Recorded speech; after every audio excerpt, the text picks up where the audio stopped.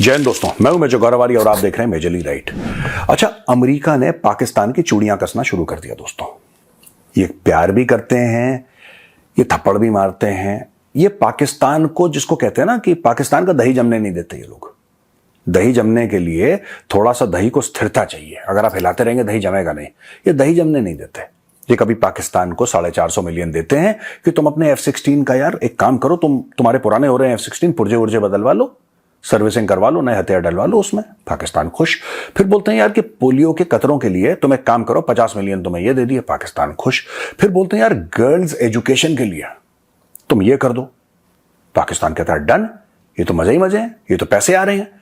फिर अचानक एक दिन अमेरिका बहादुर उठ के कहता है कि यार ये जो कंपनियां हैं ना चाइनीज, ये जो तुम्हारे साथ धंधा कर रही हैं और तुम्हें बैलिस्टिक मिसाइल के कंपोनेंट दे रही हैं, इन कंपनियों को हम बैन कर रहे हैं। अब पाकिस्तान का गला सूख जाता है, क्योंकि चाइना फिर एक बार झेल लेगा, पाकिस्तान नहीं झेल पाएगा। पाकिस्तान की ना इकोनॉमी, ना पाकिस्तान की डिप्लोमेसी, और सबसे बड़ी बात, ना पाकिस्तान की रीढ़ की हड्डी। राइट? अब मैं आपको बताता हूं करा क्या अमेरिका ने। पाकिस्तानी बैलिस्टिक मिसाइल्स जो थी, उनके कुछ बड़े इंपॉर्टेंट कंपोनेंट्स चाइना से आ रहे थे। टेक्नोलॉजी पूरी चाइनीज है, पाकिस्तानी तो है नहीं, लेकिन उनके बहुत अहम हिस्से चाइना से आ रहे थे। यूएस डिपार्टमेंट ऑफ स्टेट ने 13 सितंबर को, 13th of September यानी कि कल उन्होंने 5 एंटिटीज और 1 individual involved in proliferation of ballistic missiles and control missile technology to Pakistan, उसके ऊपर सैंक्शन लगा दिए। यानी कि 5 कंपनियां और एक शख्स, एक बंदा, उसके ऊपर बैन लगा दिया है, सैंक्शन लगा दिए हैं। और ये मैथ्यू मिलर ने, जो डिपार्टमेंट का जो स्पोक्स पर्सन है, डिपार्टमेंट ऑफ स्टेट, उसने 12 तारीख को करा था।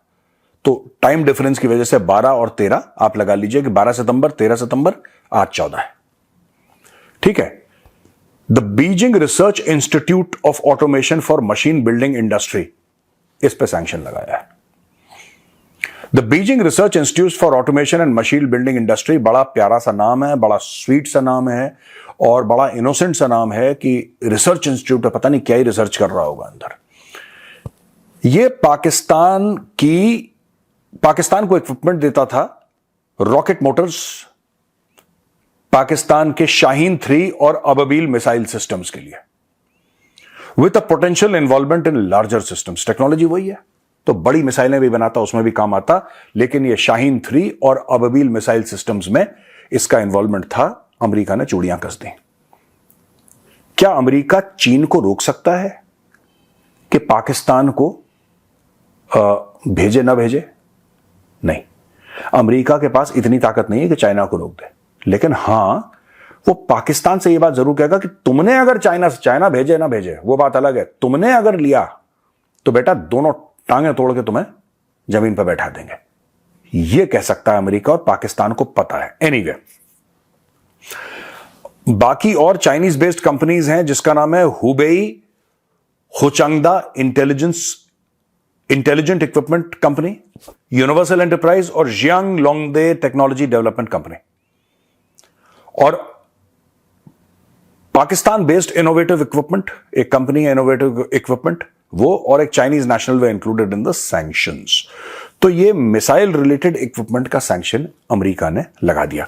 दोस्तों, इसके अलावा मैं ये भी बताना चाहूंगा कि अक्टूबर 2023 में उन्होंने 3 वॉशिंगटन, ये भी हमने कवर करा था, मुझे अच्छी तरीके से याद है, हमने करा था कि चाइनीज बेस्ड कंपनीज जो मिसाइल इक्विपमेंट सप्लाई कर रही थी पाकिस्तान को, उनको उन्होंने करा है 2023 में सैंक्शंस। ये तो फ्रेश वाले सैंक्शंस हैं, पर ये पहले भी कर चुके हैं।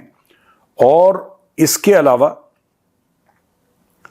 लियू पेंगयू, जो चाइना के स्पोक्स पर्सन है for China's embassy in Washington, इन्होंने बोला है कि हम लोग अपोज करते हैं unilateral sanctions and long arm jurisdiction that have no basis in international law और authorization of the UN security council, इन्होंने बोल दिया। और वहां पे मुमताज जहरा बलोच, जो पाकिस्तान की फॉरेन सर्विस, जो फॉरेन ऑफिस की स्पोक्स पर्सन, उन्होंने बोला है कि ascertaining the details of the report, अभी हमने कुछ इसके बारे में सोचा नहीं है। पाकिस्तान क्या ही सोचेगा? देखिए, मैंने जैसे बोला ना, चाइना करेगा चू चू चू चू चू चू चू,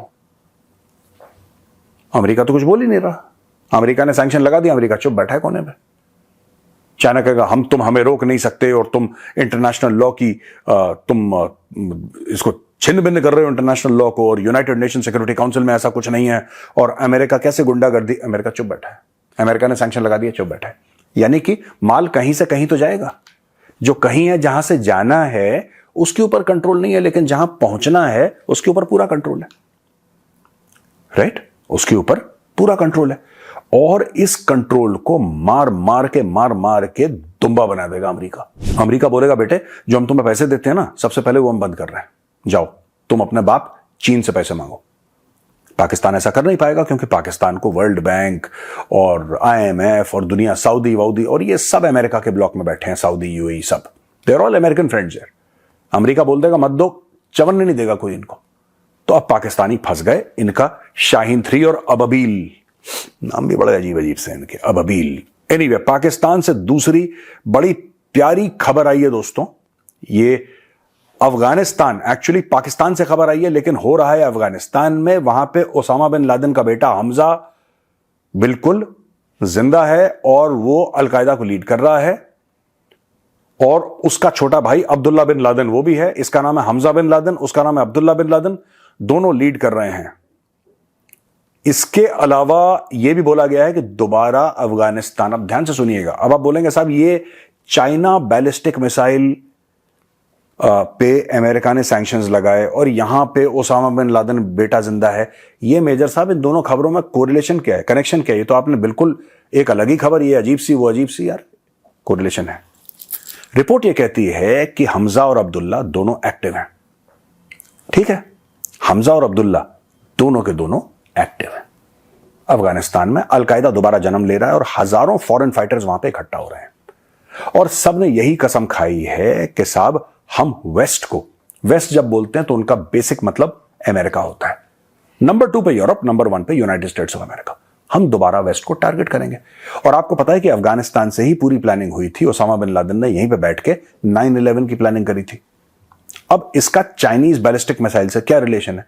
रिलेशन ये है कि कॉमन फैक्टर दोनों में पाकिस्तान है दोस्तों, राइट। अगर अमेरिका को ड्रोन के बेसिस चाहिए पाकिस्तान के अंदर, अगर अमेरिका को फाइटर जेट्स के बेसिस चाहिए पाकिस्तान के अंदर, अगर अमेरिका पैसे देके पाकिस्तान से अटैक या बमबारी करवाना चाहेगा अफगानिस्तान के अंदर, तो उसको पाकिस्तान की जरूरत है, राइट। और अगर वो चाहता है कि पाकिस्तान उसकी बात माने, तो उसको पाकिस्तान और चीन के रिश्तों के बीच में दरार डालनी पड़ेगी, क्योंकि पाकिस्तान के 2 बाप है। मैं अपनी बात नहीं कर रहा, मैं I am father of the nation, लेकिन पाकिस्तान के लीगली 2 बाप हैं, एक अमेरिका एक चाइना, दोनों पैसा देते रहते हैं और पाकिस्तान अपनी दुम हिलाता रहता है। अमेरिका का यह कहना है कि तुम्हारे सारे रिश्ते हम चीन से तोड़वा देंगे, इसीलिए ये जो पूरा बैलिस्टिक मिसाइल के जो पुर्जे दे रहा है अबीबील के लिए और शाहीन 3 के लिए, ये सब ड्रामा जो कर रहा है, इसको अमेरिका ने कट कर दिया। अब अगर पाकिस्तान को कुछ चाहिए तो अमेरिका की तरफ देखेगा और अमेरिका बोलेगा ठीक है हम तुम्हें दे देते हैं, क्या दिक्कत है, लो। चाइना तो फिर तुम्हें पैसा लेके दे रहा है, हम तुम्हें फ्री में दे देंगे, लेकिन हबीबी तुम्हें अपनी जमीन देनी पड़ेगी, और फिर तुम्हें या तो हम अटैक करेंगे या तुम अटैक करो, क्योंकि अलकायदा अगर दोबारा प्लानिंग करता है अफगानिस्तान की जमीन का इस्तेमाल करके, तो अमेरिका के अंदर टेरर एक्ट हो सकती है 9/11 जैसी दोबारा, राइट।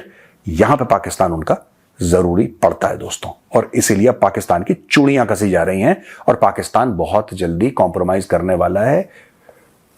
डोनाल्ड लू का नाम सुना है आपने? डोनाल्ड लू वही शतरंज का खिलाड़ी है जो इमरान खान के खिलाफ जिसने साजिश करी थी, और डोनाल्ड लू वही है जो शेख हसीना से मिलने गया था, हबीबी वो दोनों से मिलती, और डोनाल्ड लू अमेरिकन है, अमेरिकन स्टेट डिपार्टमेंट में एक सीनियर अधिकारी है।